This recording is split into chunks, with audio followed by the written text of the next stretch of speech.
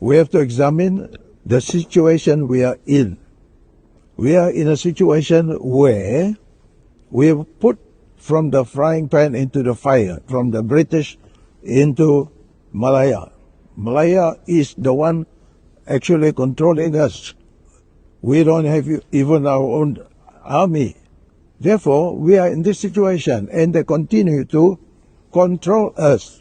With this control, we have been weakened. Actually, we have been fighting for our rights to come back and etc., autonomous rule and all that, but we have not really gone very far. Of course, Sarawak has been able to move forward against a lot of their rights, but only now the 40% issue has been brought to court, and the court has favored the right interpretation.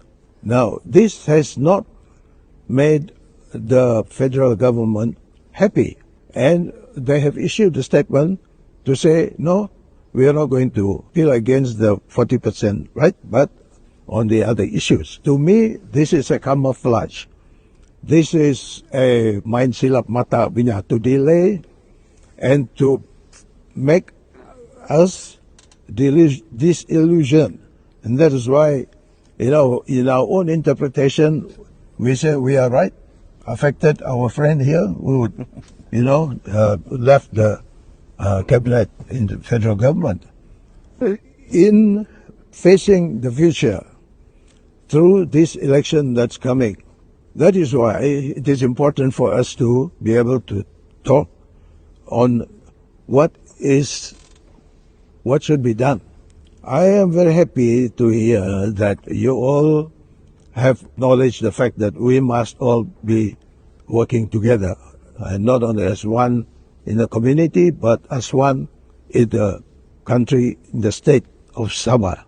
That is why when we want to explain to our people on the ground, we must also tell them of the situation and what to expect if we don't do the right thing in this coming election. Because this coming election, as you know, if you just study the flags, the symbols, you can see red. And who's red? PH. Yeah? Federal government, Madani. Now, they want to continue to control us. And that's bad. Why are we quarreling among ourselves? That's the point that we have to focus on. We should be working together with the other friends in Sabah, especially the young generation. Now, the young generation, the voters, are they not interested in making sure that the future of Sabah, their home, is safe? They must look at that and make sure that they vote for the future of Sabah. Sabah for Sabahan, protect Sabah. We put a lot of meaning into it. Referendum, apa semua solution for the future, apa semua ini. Kalau kita tidak dapat kontrol, apa macam kita boleh kasih pegang itu steering wheel, mau kasih tentukan itu ala 7. Lain orang pegang itu steering wheel. Mulai kita punya pemimpin pun sudah cakap, rumah kita jaga. Masih dia pun ada cakap, jangan biarkan lain orang kontrol sama kita. Semua itu ngam. Jadi apalagi kita mau buat? Kita mesti tentukan. Pertama, Semenanjung Political Party tiada tempat di sini. Kedua, di antara kita ini, kita pastikan kita bentuk satu kerajaan yang betul-betul bersatu, memihak kepada masa depan negeri. Jadi kalau tidak, kemana kita ini? Sudah pun kita tahu, kalau kita berpecah, kita akan dikontrol dengan senang. Macam itu puppet gitu. Apabila kita sudah faham semua ini, kita mesti bersatulah, bergabung, kerjasama, pegang tangan.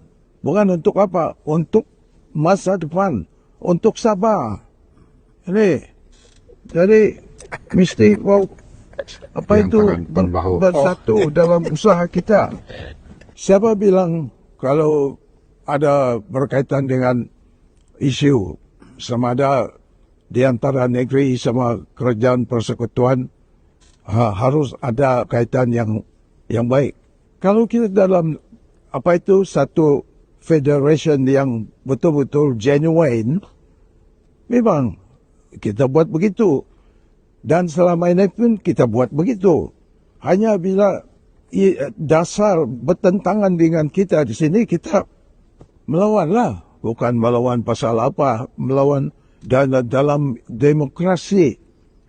Saya betul-betul berharaplah bahwa mulai daripada meja bulat ini, kita sama-sama betul-betul memahami kerana kita bertujuan yang baik untuk semua ini. Tetapi kita kena disalahguna ataupun digunakan oleh pihak semenanjung ini untuk diorang punya kepentingan. Saya dah baca itu the last governor of Sarawak made a statement. Dia bilang sebelum dia balik, dia bilang yang sebetul ini Malaya sama Singapura, dia bilang awal sudah earmark Sabah Sarawak punya resources, exploitation. Not talking about development of the people in terms of education, etc., etc. No, dia bilang dia orang sudah kita punya resources. Pembentukan itu bukan genuine. Kalau dia genuine, segala-gala pun sudah baik, perfect. Masuk dalam perlembagaan pun tidak dipertikaikan. Sekarang apa macam bila lagi kita mau bangkit ini. Jadi kita mau kasih faham kepada pengundi-pengundi muda ini supaya diorang betul-betul faham dan memihak kepada masa depan kedaulatan negeri Sabah, rumah diorang, rumah kita. Jadi inilah harapan saya lah